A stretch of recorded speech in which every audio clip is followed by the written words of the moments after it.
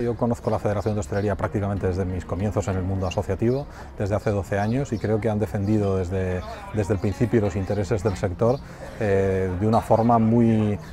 efectiva, de una forma efectiva y contundente. El papel de la Federación de Hostelería yo creo que es crucial en el entramado, digamos, en el entramado asociativo del sector turístico. Hoy el sector turístico no se comprende, no se entiende sin la hostelería. Es decir, el sector turístico es mucho más diverso que lo que sería simplemente las camas o lo que sería el transporte o lo que sería es un mix de muchas cosas, y por tanto la Federación de Hostelería defiende muy bien ese segmento, digamos, de actividad tan importante. Desde la llegada de Manuel Espinar, la verdad es que la relación ha sido muy fluida.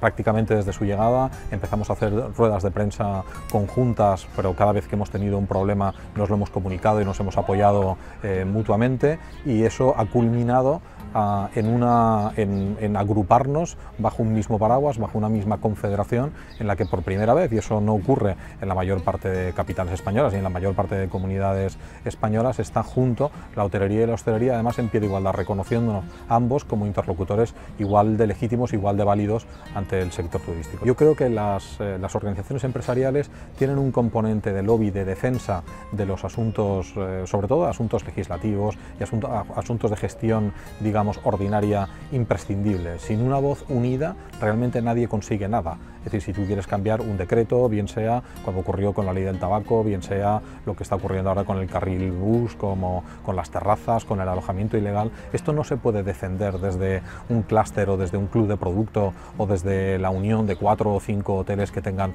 una determinada afinidad. Tiene que resolverse y tiene que presionarse desde un colectivo cuanto más numeroso, mejor.